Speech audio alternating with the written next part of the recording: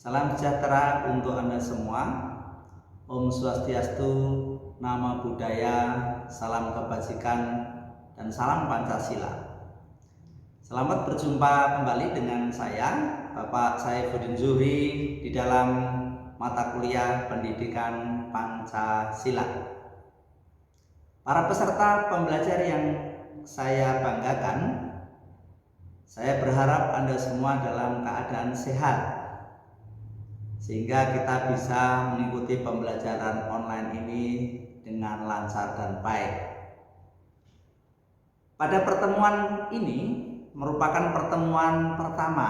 Nah, mungkin mata kuliah ini bukan hal baru di dalam proses pembelajaran Anda. Saya yakin Anda sejak jenjang pendidikan dasar hingga sekolah menengah sudah mengenyam mata pelajaran pendidikan Pancasila, dan di perguruan tinggi Anda kembali harus belajar mengenai mata pelajaran atau mata kuliah pendidikan Pancasila.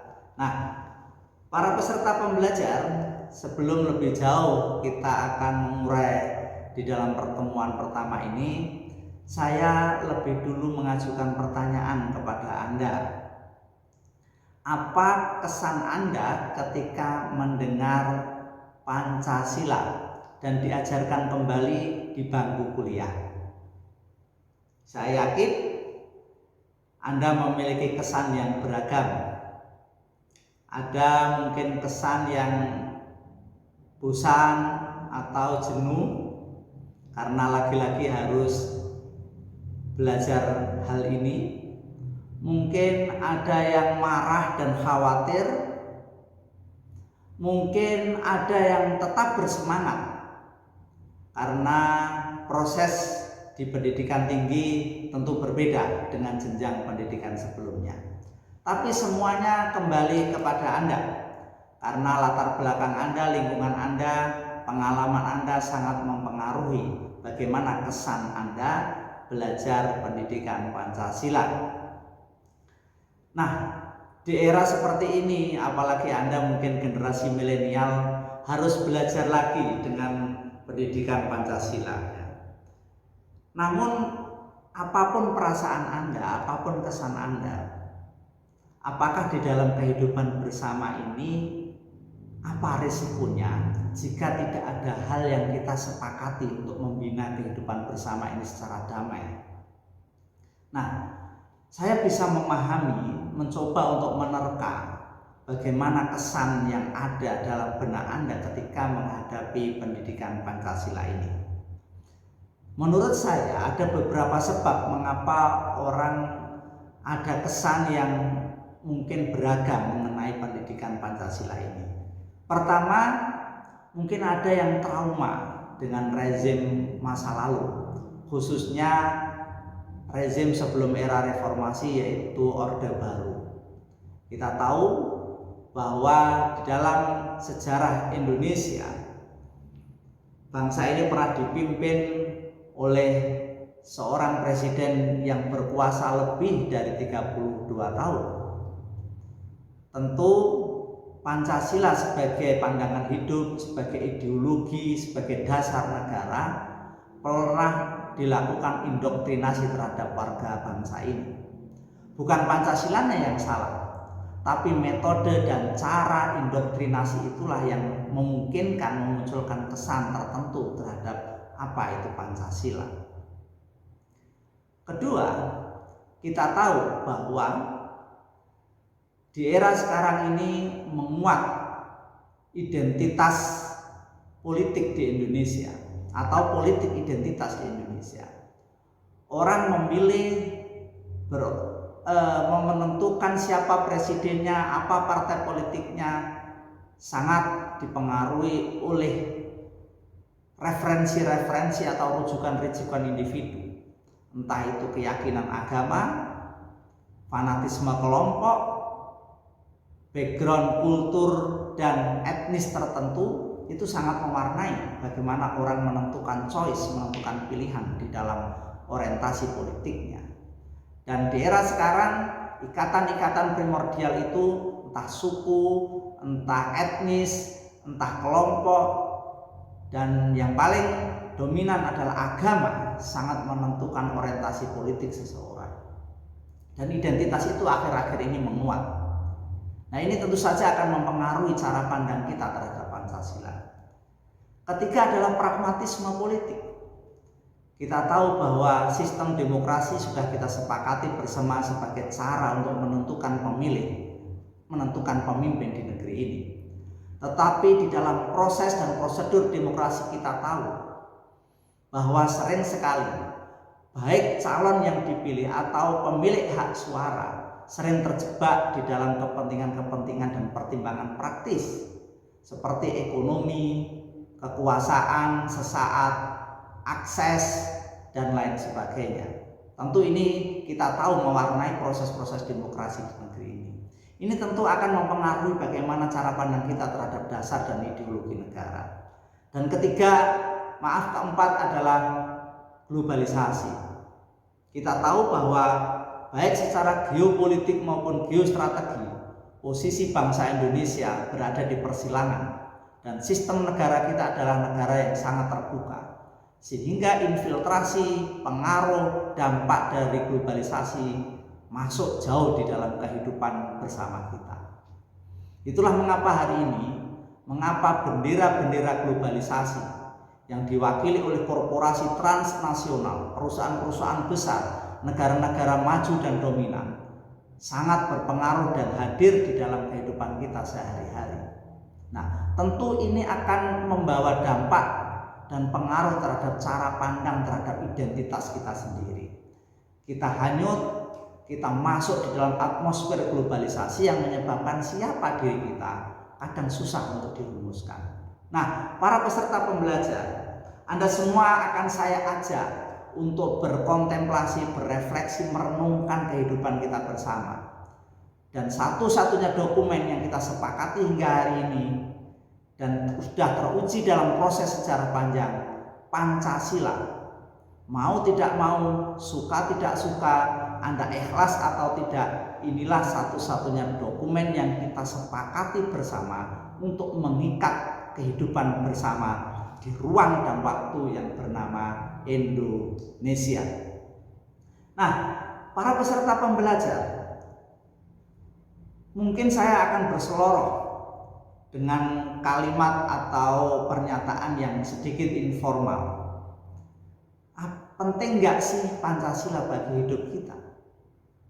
Atau begini bro, atau guys, resiko apa akibatnya jika kita dalam hidup bersama ini tidak ada sebuah ikatan ideologis yang membuat kita bersatu padu, bercita-cita melangkah pada titik yang sama. Nah, para peserta pembelajar saya ajak berefleksi. Sekaligus ini untuk menegaskan urgensi atau nilai penting penanaman ideologi Pancasila. Pertama, mengapa kita perlu belajar kembali Pancasila dan terus-menerus menggelorakan dan menyadarkan seluruh anak bangsa tentang ideologi ini? Pertama adalah harus kita sadari, sudah fakta dalam kehidupan di dalam bangsa ini bahwa pluralisme dan multikulturalisme merupakan fakta yang tidak bisa diingkari. Bangsa ini terdiri dari keragaman yang luar biasa, sejak dari agama, etnis, bahasa, budaya, semuanya beragam. Tidak mungkin kekuasaan apapun memberangus keragaman kemudian memaksakan sebuah keseragaman. Hidup ini kalau tidak beragam tidak menarik bro. Semua orang harus menyadari ini. Indonesia dibangun dari keragaman, bukan dari keseragaman. Nah, Pancasila itu ibaratnya adalah sebuah melting pot, sebuah wadah yang mampu mewadahi, menampung dari seluruh keragaman itu. Dan karena ini beragam, maka pot ini harus kuat supaya akar-akar tanaman yang beragam tumbuh di dalam pot ini bisa menampung lebih kuat daripada keragaman itu sendiri. Itulah mengapa kita perlu konsensus, perlu kebersamaan, perlu kesepakatan bersama. Itu pertama, tentang pluralisme atau keragaman. Kedua, kalau sebuah bangsa dalam hidup bersama ini tidak ada ikatan bersama, tidak ada cita-cita bersama, tidak ada impian bersama, itulah kemudian nanti membentuk yang namanya ideologi. Maka bisa dipastikan banyak ideologi lain yang akan beroperasi, akan ditawarkan secara terus-menerus. Dan ideologi negara harus bersaing dengan ideologi-ideologi itu. Kalau negara tidak memiliki ideologi dan itu ditanamkan secara terus-menerus, tidak disosialisasikan secara sistemik, maka akan kalah bersaing dengan ideologi lain. Entah ideologi yang diusung oleh pragmatisme seperti kapitalisme, liberalisme, ideologi sosialisme, walaupun bangsa ini sudah sepakat partai komunis dilarang, tapi ide-ide tentang sosialisme tetap menarik. Atau ideologi yang ditawarkan oleh kelompok agama contohnya. Ideologi semacam ini terus beroperasi dan memiliki energi yang banyak, energi yang dahsyat. Kalau negara ini tidak melakukan proses pendidikan ideologi, maka akan tersingkir dan akan kalah dalam persaingan ideologi itu. Itu kedua. Ketiga, tentu saja adalah globalisasi sebagaimana yang sudah saya sampaikan tadi. Globalisasi itu sebuah panggung terbuka.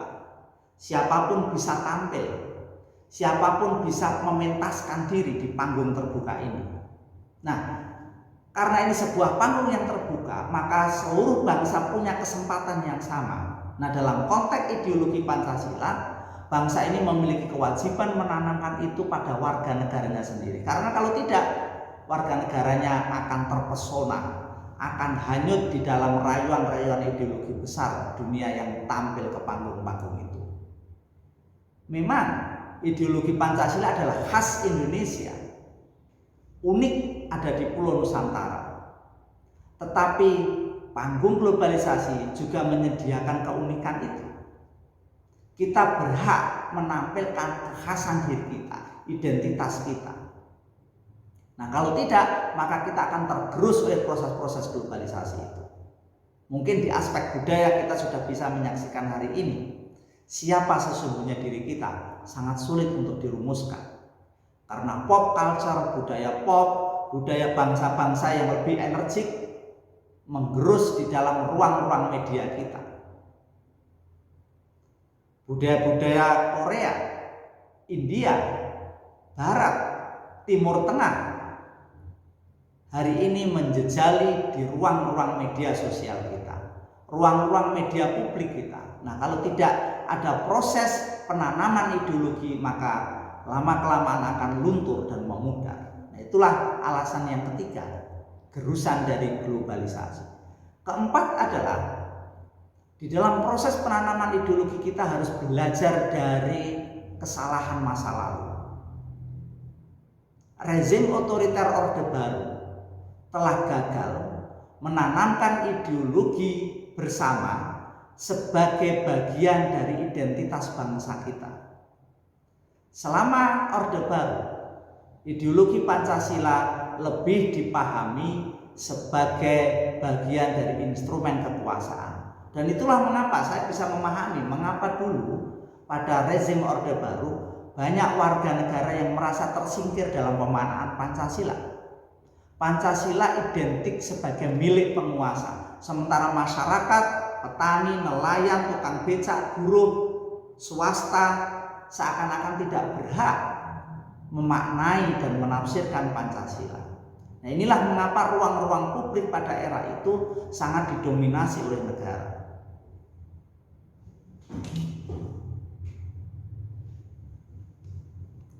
Para peserta pembelajar yang saya banggakan. Nah, bersama saya Anda akan saya temani untuk menghayati dan mempelajari ideologi kita secara lebih kritis. Maka di semester ini saya akan mendampingi Anda dengan berbagai topik yang akan kita kaji bersama. Mungkin Anda bisa melihat di slide yang sudah saya share, topik-topik apa yang kita akan ajarkan di semester ini. Nah, mungkin Anda bisa baca, ada 14 kali pertemuan. Topik-topik itu bisa Anda baca sendiri di layar Anda. Pertemuan sekarang adalah semacam learning contract dan pendahuluan, pengenalan rencana pembelajaran semester. Pertemuan kedua akan kita jelaskan mengenai landasan dan tujuan pendidikan Pancasila. Ketiga, pengertian Pancasila dan asal mula Pancasila. Keempat, melihat Pancasila secara ilmiah. Kelima, Pancasila dalam tinjauan sejarah. Keenam, ada pendalaman materi, mungkin nanti bentuknya penugasan individu atau kelompok. Ketujuh, Pancasila sebagai dasar negara Republik Indonesia. Dan kedelapan, kita jeda dengan evaluasi tentang penyerapan materi, yaitu dalam bentuk ujian tengah semester.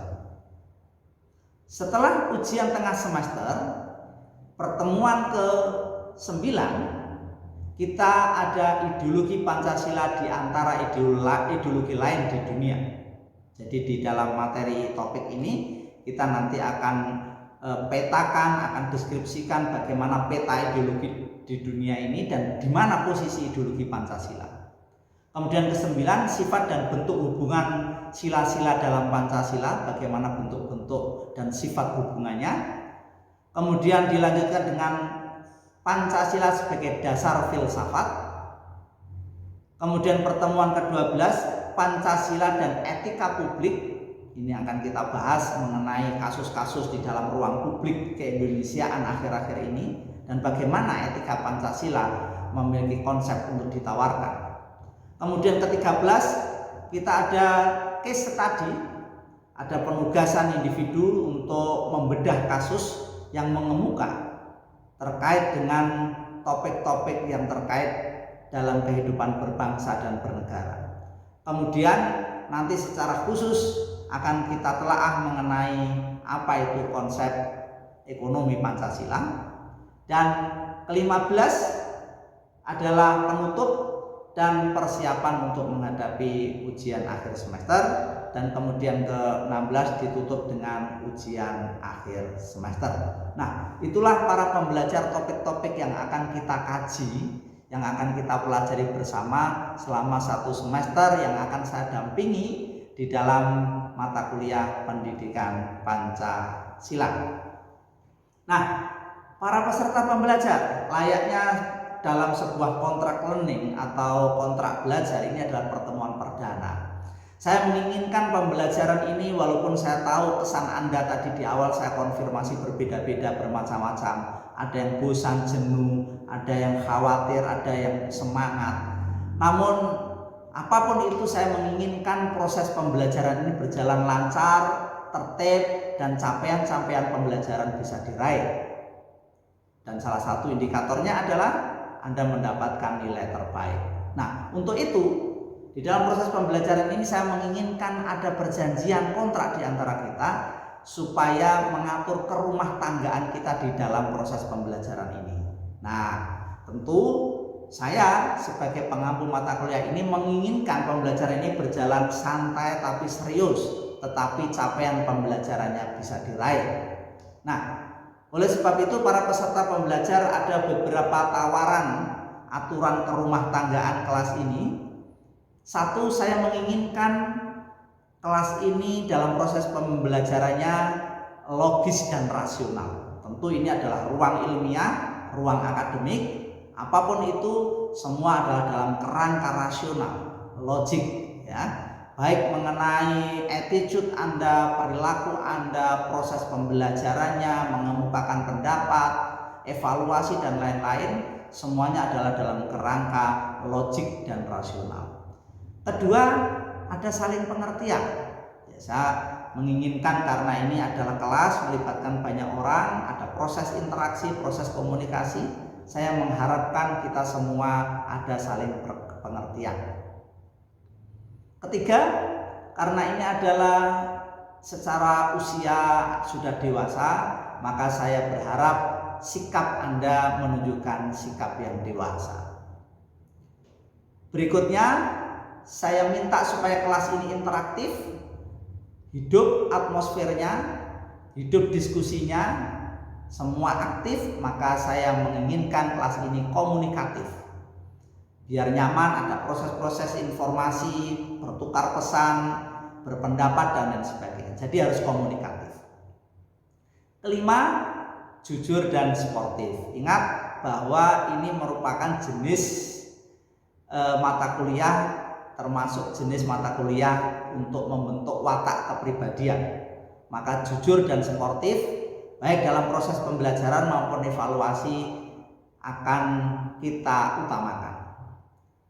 Kemudian untuk membuat suasana tetap segar dan bersemangat, saya menginginkan kelas ini santai tapi serius, bro.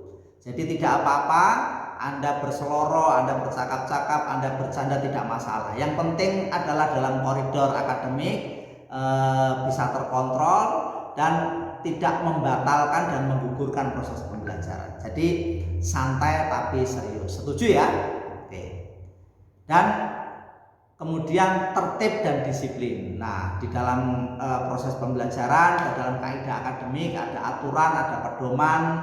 Maka tentang proses pembelajaran syarat-syaratnya termasuk ujiannya, saya mohon Anda untuk menaati kaidah-kaidah atau pedoman-pedoman yang sudah ditentukan oleh pihak kampus. Jadi mohon tertib dan disiplin. Begitu tawaran-tawaran yang saya ajukan kepada Anda, semoga Anda menyetujui. Semuanya dimaksudkan untuk menjamin supaya proses pembelajaran ini lancar, tujuannya tercapai, transfer of knowledge-nya bisa maksimal, tapi suasananya tetap semangat, ceria, dan bagian dari proses kita untuk bergaul, ya. Karena mata kuliah ini satu sisi bersifat konseptual, teoretik, tapi juga aplikatif. Juga mendorong kita semua untuk kritis, peduli, peka terhadap situasi kehidupan bersama kita, berbangsa dan bernegara. Nah, para peserta pembelajar yang budiman, ada aspek-aspek yang ingin saya sampaikan dalam kaitannya penilaian, ya. Dalam proses pembelajaran tentu ada aspek-aspek yang dinilai. Apa saja yang unsur-unsur penilaian itu? Pertama adalah ujian tengah semester, kemudian ujian akhir semester, keaktifan dalam proses pembelajaran, kemudian pengerjaan tugas, attitude, ya, sikap, dan kehadiran.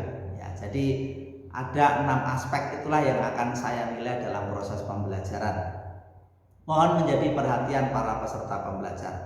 Sistem penilaian, nilai sebagaimana sudah disampaikan dalam pedoman akademik, ada grade nilainya ada A sampai F, ya. Semuanya itu memiliki bobot masing-masing. Mohon didalami mengenai pembobotan di buku akademik yang sudah dibagikan. Nah, para peserta pembelajar, ada buku referensi yang bisa Anda lihat yang saya pakai, tetapi saya tidak menutup kemungkinan referensi lain yang akan dipakai. Kalau ada yang lain silahkan, dan apalagi di era sekarang sumber belajar sangat melimpah. Saya mohon peserta pembelajar untuk memperkaya diri dengan sumber-sumber bacaan lain. Nah, begitulah para peserta pembelajar, kuliah perdana di dalam pendidikan Pancasila ini saya sampaikan. Semoga ini bisa memberi penjelasan awal, bisa memberi motivasi, sekaligus menjadi pedoman-pedoman untuk kita berinteraksi dalam proses pembelajaran pendidikan Pancasila. Demikian yang bisa saya sampaikan. Saya berharap Anda sukses, Anda bahagia dan sehat. Demikian, sampai jumpa pada pertemuan yang akan datang. Kurang lebihnya mohon maaf. Semoga bermanfaat. Wassalamualaikum warahmatullahi wabarakatuh.